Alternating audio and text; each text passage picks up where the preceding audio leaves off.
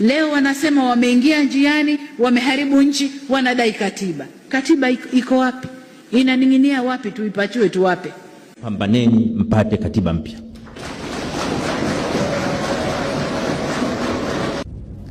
Kasi ya maendeleo na mabadiliko kwenye nchi yetu itakuwa kubwa kuliko mnavyofikiri. Nani kasema maendeleo yanaletwa na kitabu kilichotungwa kikaiko hapa? Moja ya mambo makubwa waliobaini kwa wananchi walipotembea tembea huko, wananchi wanataka katiba mpya. Tunageuza watu makasuku.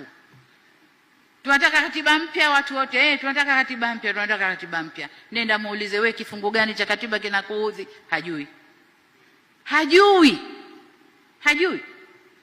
Katiba iliyoko sasa rais binafsi ataitaka tu kwa sababu inampa nguvu zisizo na maana. Siasa tunadhani tuna right, haki ya kuburuza watu. Tunachokisema sisi watu wote wafate waseme hivyo. Na waambia wana CCM, katiba mpya ni kwa faida ya watoto, wajukuu wenu na vizazi vijavyo. Na waambia asasi za kiraia na watetezi wa haki za binadamu, katiba mpya ni kwa faida ya watoto wenu, wajukuu na vizazi vijavyo. Mimi natamani sana, natamani tuwe na Tanzania ambayo kila Mtanzania anajisikia fahari ya utanzania wake. Kila Mtanzania anajisikia amani ndani ya nchi yake. Kila Mtanzania anajisikia yuko salama ndani ya nchi yake. Kila Mtanzania ana hamu ya kuchangia katika maendeleo ya nchi yake.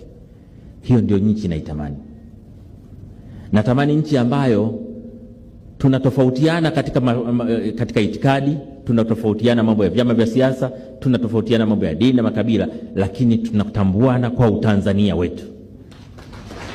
Unaweza kuwahakikishia Watanzania au kutoa ahadi kwamba kabla hujaondoka madarakani Tanzania itakuwa na katiba mpya? Nini hakikisha hilo? Kwa nini nataka nihakikishe hilo? Kwa sababu watu wanadai kwamba hii katiba imepitwa na wakati. Basi niachie mimi na Watanzania tutaelewana. Kwa hiyo katiba itakuwa si issue ya Tanzania. Mimi na Watanzania tutaelewana. Ya Watanzania wanasema wanataka katiba. Wamekwambia wewe?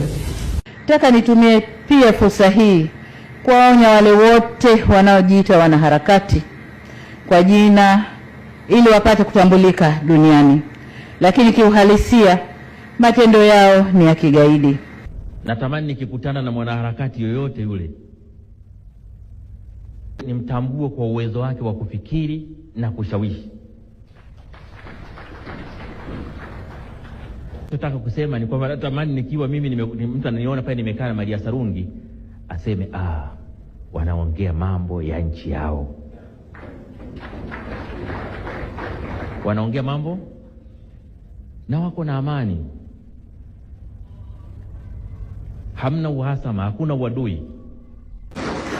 Katiba mpya ni kwa faida ya nchi yetu. Tupigane wote kupata katiba mpya.